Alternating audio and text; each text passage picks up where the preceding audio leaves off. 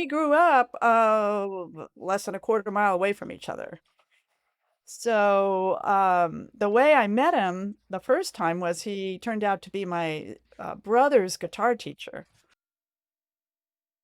So that's how he ended up having music lessons at our house, and we ended up meeting, and it was truly love at first sight. Oh my gosh.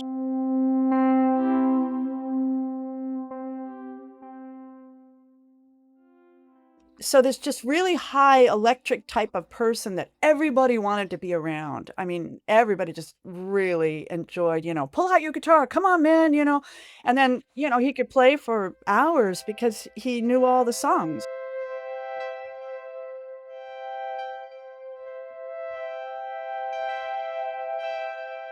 He knew all the words. I don't know how he did it. In fact, recently I looked it up. There is a name for this. I think he had a little bit of some type of it's called hyperphonesia, which means that whatever you hear, you can remember.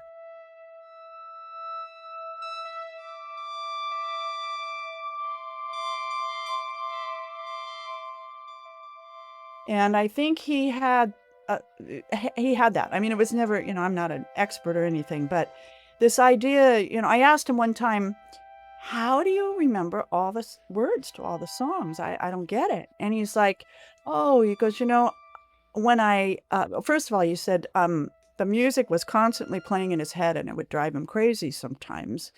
So he got into the habit of putting a transistor radio up to his ear at night when he fell asleep, and he would be listening to top 40 radio back in the day, the top 40. He found out that in the morning he could basically remember all the words to all the songs.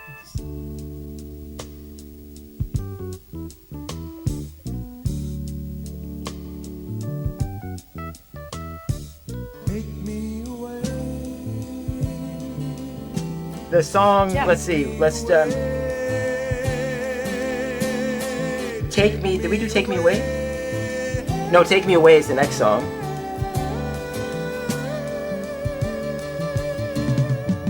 Take Me Away is about, take me away. I want to get out of this, this place I'm in, a lot to do with the social environment that we were in, the Vietnam War, and, there was draft, everybody was getting drafted and 50% of them weren't coming back. And it was a tough time. So it was really, a lot about the talking about the society, the situation that we were in at the time. To my fantasy world where the bad guys fight with gumdrops. Kind of funny, when you hear the lyric. It's like from this child's perspective, right? Yeah. It's got this like innocence to it. Yeah. Play with bad guys. And quite unique, I think, in the symbolism. It's like, take me away to this place where they throw cream pies, at each other, and they shoot lemonade and the ice cream cops, So it's like he was always thinking about this utopic environment, full of love. I lost my mind. It really wouldn't matter. These innocent images that you're talking about, the ice cream, and it's very playful.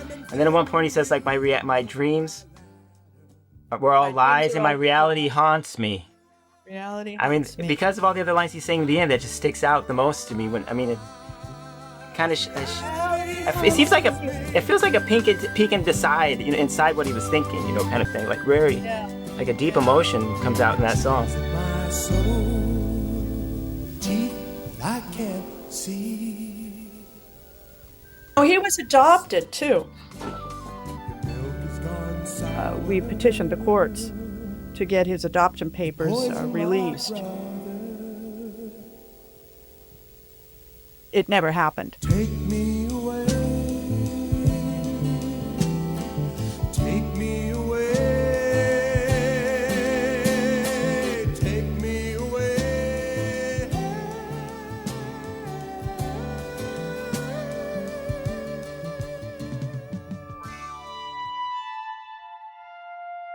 So there's a scene in the book where he has a dream about his mother, and he realizes it had been a recurring dream. It's like, oh my God, I've had this dream before. And, it's about seeing his mom. And apparently she was really beautiful.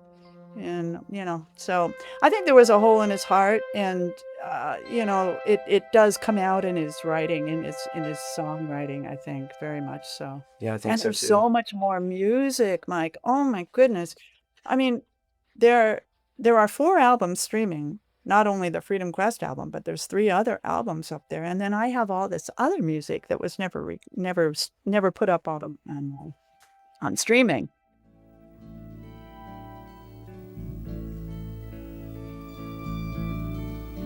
The album is, what is the album called again? It's called Freedom Quest. Freedom Quest, like the book, right?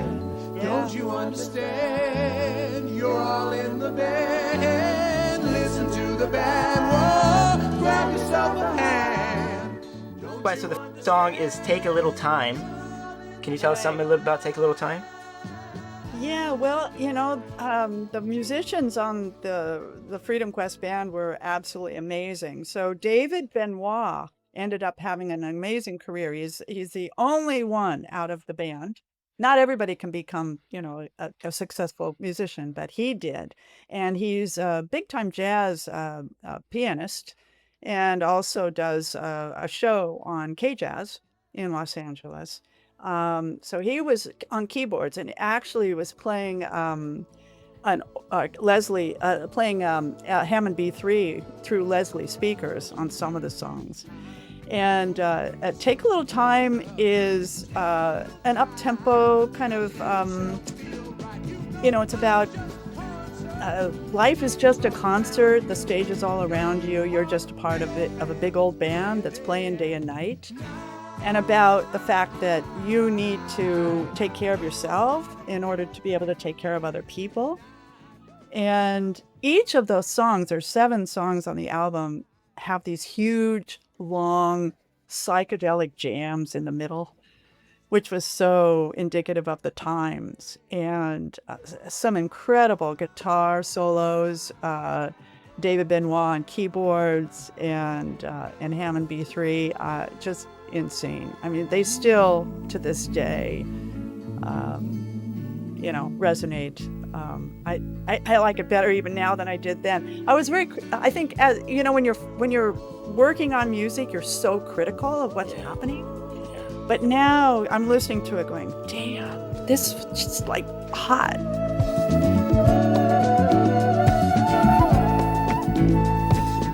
Musicianship is really unbelievable, right? Yeah. Yeah, unbelievable. And the drummer, Elvio Dida, who I can't find.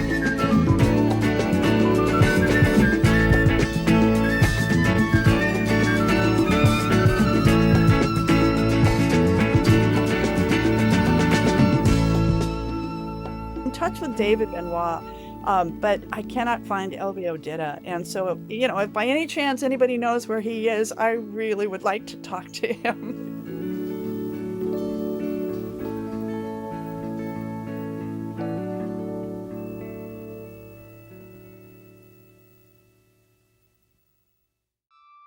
Craig Ingraham is really the protagonist, the main character of this book I just wrote called Freedom Quest. Yeah, congratulations for your debut novel, right? Yeah. Here it is. There it is. Freedom Quest. Freedom Quest, which was the name of the 1973 band that he put together in San Diego. And it was an amazing band, but it was short-lived. The story is really Craig Ingraham's life. I changed all the names, though, so he's Michael in the book. Right. He had such an interesting life, a very unconventional life. So, have you always been writing's been a passion of yours, or? No. Let me put it this way. I never thought I would write a book. Honestly, I never thought I would write a book. I think I've always been an avid reader since I was 11. I remember I read Hawaii, like 500-page book when I was 11. So I've always been a reader. I worked at libraries when I was at school, college. I think I put writing up on a pedestal, like authors were beyond what I ever thought I could do. And after he died, it was like it was just like coming out, you know. I was writing 6 hours a day. It was during the pandemic. Yeah. He died 3 days before the pandemic started, before the lockdown. But in writing this book, I found out I really like this. Last song that we're talking about is Calling You My Brother. Calling You My Brother. Sitting Yeah. here thinking of the times I spent without love. It reminds me of the hungry millions, lonely and without love. So I make a wish and say a prayer and hope that things will be all Little story behind that. Back in the early 70s, music producer, came to Craig, Michael in the book, and offered him $10,000 for that song. And he turned it down. Okay. The producer wanted the copyright. He wanted everything. Everything. This is so Flat sick. fee. Yeah. That they fee, would even ask 10,000. that. Unbelievable enough. Yeah. And by the way, that cannot happen in Europe. There are, the laws in Europe, the copyright laws in Europe, you can't do that. Yeah. Now, here, everything's for sale, right? So, you can sell your copyright to somebody. But he turned it down. And, that would come up occasionally later on, when we got back together again, or some of his musician friends. It's like, man, $10,000, man, you turned that down, buddy. It's like, yeah, I mean, it was just one song. He had a lot of others, and he probably could have used the $10,000. Honestly, if it hadn't been for his family home and me coming back, I don't know where he would have ended up, honestly. He was not into making money. He couldn't, promote himself. Unlike me, I straddle artist and promotion, Yeah, you're good at promoting. I can tell. I You're can play very the good. game. You I really. can play the game. Yeah. I need to learn from you with that stuff. I'm also terrible at promoting, so this is, I can tell you're quite good at it. But it shows his integrity too at the time that he was. So I mean, that lives longer than $10,000. So, and that's hard. That's very hard to do. this time. I'm calling you my brother. Oh, I'm calling you my brother. Very hard to do. So. Yeah, I agree. So yeah, calling you my brother. It's a beautiful song. About brotherhood, and we are all one. There's he got a red thread from the Dalai Lama while he was in Hawaii before he joined the cult. The Dalai Lama came to the University of Hawaii, and Craig used to always say, "Oh, before the Dalai Lama was a rock star, there were only 30 people in a small classroom at the University of Hawaii back in early 80s." And so the Dalai Lama gave each of the people, the attendees, a red thread, which I still have, which is really beautiful. And actually on the back cover of the book is the red thread, the real one. That's in my bedroom. That was his Buddha, and the red thread is on there. And I took this picture recently, and I said, hey, the publisher, I said, hey, could you put this on the back of the back cover, So, the red thread, we're all one. And I think Calling You My Brother talks about that, and that's what the Dalai Lama said to him, and handed each person a red thread and said, look, this is the red thread that goes through each of our hearts. We are all one. And that's the message we need to remember, Yeah. I mean, we keep dividing ourselves, dividing and not understanding each other. And it's just so sad. I agree, and I think that's how this is a poignant book because of that. I think about after listening to the music and researching the book a little bit and talking with you, it's like I said, it's so present to what's happening today, and it's really an important story. So Thank you so much. people should read it. Thank you. Oh my gosh, that Thank you makes for me so much thank you better. thank you for sharing your book and talking to RoomRock. Thank And you. it's really it's really RoomRock RoomRock. rocks, baby. I should call it. I'll call it Book Rock. I'm gonna call it book rock. I want to call it book rock. A book rock. Yeah, Now. Okay. yeah. This I one's love book books. rock. Yeah. Okay. Book rock, room rock. The room rock, book rock. The RoomRock book rock. Yeah. Pleasure talking to you. Books out. I don't pitch too much, but the book's out April 21st.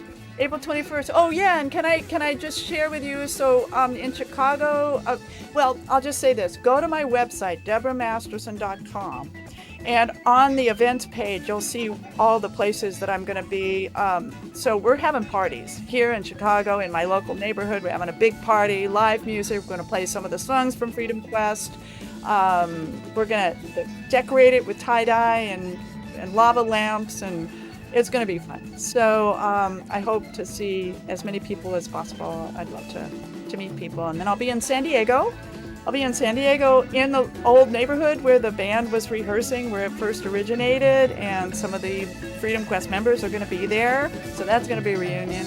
And then I'll be in Studio City in the San Fernando Valley where I grew up, and with friends and family. So I'm really excited.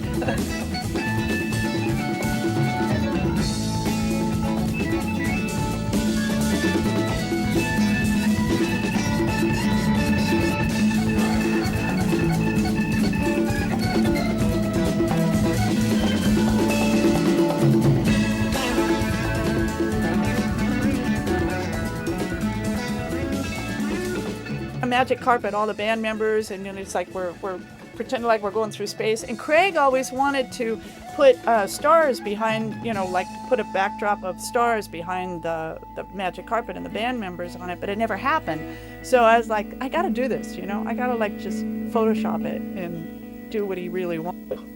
Yeah. So, anyway. All right. Thank you. Well, take care. Thanks for talking with me. Thank you so much. Thanks, Mike. Yeah. Talk to you later. Bye. Bye.